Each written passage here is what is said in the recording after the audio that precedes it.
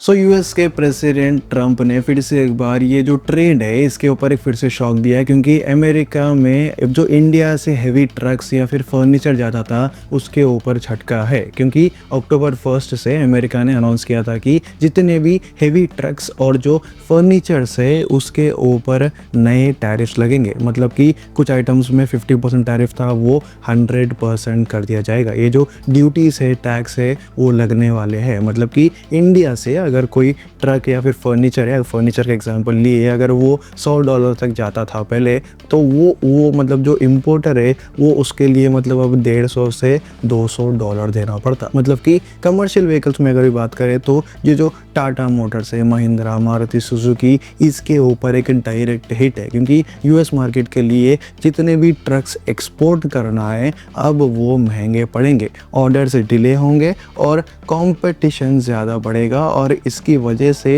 ये जो एडवांटेज है ये मतलब यूएस को मिलेगा और ये जितनी मार्केट है सारी की सारी श्रिंक होगी। अब इसके अलावा जो फर्नीचर है वो उसके एक्सपोर्टर्स भी सिमिलर ही है, समझो। मतलब जो इंडिया में जो फर्नीचर बनता था और यूएस को जाता था वो मिडिल क्लास के लिए एक प्रीमियम मार्केट था। मतलब जो मिडिल क्लास कैटेगरी में जितने भी कंपनीज है वो मतलब प्रॉपर तरीके से कमाते थे। मगर ये जो एक्सपेक्टेशंस है आपकी डबल टैक्स देना पड़ता, इसकी वजह से जो ऑर्डर्स है वो भी श्रिंक हो जाते। और वहाँ पे यूएस में जितने भी लोग हैं वो लोग क्या करते, अल्टरनेटिव मार्केट देखते, मतलब कि चाइना या फिर दूसरे कंट्रीज में ढूंढते अपना फर्नीचर का मार्केट और इंडिया को प्रेफर नहीं करते। तो यूएस का ना कहना लगभग यही है कि जितने भी लोकल प्रोडक्शंस है वो यहाँ पे लेके आओ। मतलब कि इन शॉर्ट अगर हेवी ट्रक्स के बारे में बात करें या फिर फर्नीचर के बारे में बात करें, यूएस का कहना यही है कि आपके जो कंपनीज है वो यहाँ पे लेके आओ, यहाँ पे बनाओ, यहाँ पे बना के वो क्या होता, वो वहाँ का प्रोडक्ट हो जाता और बेचना है तो बेच लो।